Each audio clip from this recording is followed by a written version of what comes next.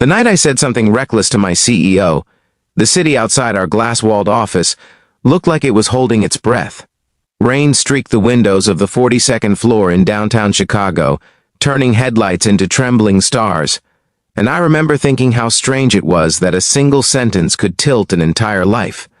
I had been a junior strategist with too much caffeine in my veins and too many unsaid thoughts in my chest, and she was the woman who signed paychecks and carried herself like gravity had personally sworn allegiance to her. When the words finally escaped me, they weren't planned or clever. They were honest in the most dangerous way, and the air between us shifted, heavy and electric, like a storm choosing where to land.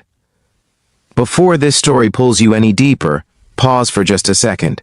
If you believe in kindness and second chances, in the idea that life can surprise you when you least expect it, take a moment to like this video, share it with someone who needs hope, drop a comment and subscribe to the channel. Stories like this live because of people like you. Her name was Margaret Collins, though everyone called her Maggie when she wasn't in a boardroom. She was in her early 50s, with silver threading her dark hair and eyes that had seen recessions, mergers, and the quiet cost of ambition. I was 28, new to Chicago, still trying to prove that my ideas deserved a seat at the table.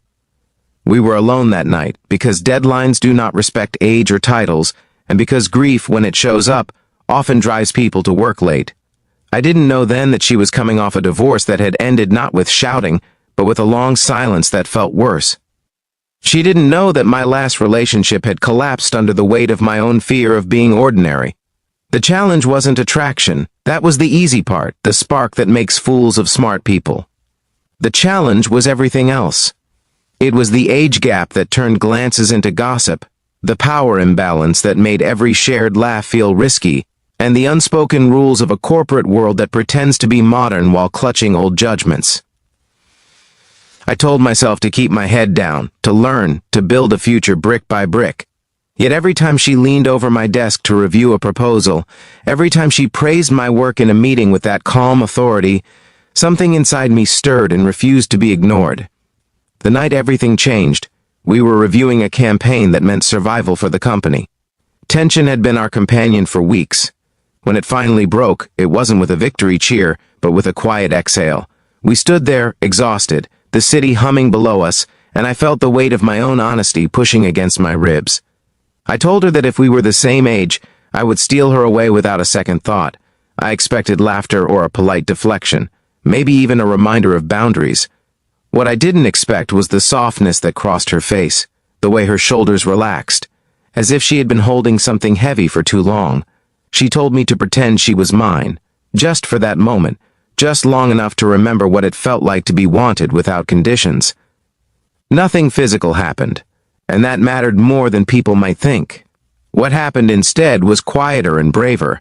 We sat, sharing stories without quotes or promises, just two humans acknowledging a connection they didn't know how to name. She spoke of building a company from nothing while a marriage slowly unraveled in the background. I spoke of moving from Ohio to Illinois with a suitcase and a stubborn belief that effort could outrun fear. In that space, the labels fell away, and what remained was empathy. The days that followed were harder than the night itself. I wrestled with guilt, with ambition, with the knowledge that feelings do not ask for permission. She became more distant at work, more formal, and it hurt in a way I hadn't prepared for. I considered leaving the company, convinced that staying would mean watching something beautiful wither under fluorescent lights. Then something unexpected happened. She called me into her office, not for a confession or a reprimand, but for an opportunity. She offered me a leadership role on a new project in Seattle, a chance to grow without shadows, to test myself on my own merit. Seattle became a turning point. The rain there felt different, softer somehow, and the distance forced clarity.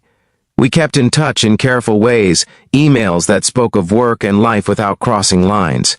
I learned to lead, to fail publicly and recover, to understand that respect is earned daily. She learned, I think, to let go of the idea that desire had an expiration date. Months turned into a year, and when the project succeeded, I returned to Chicago changed. The company had changed too.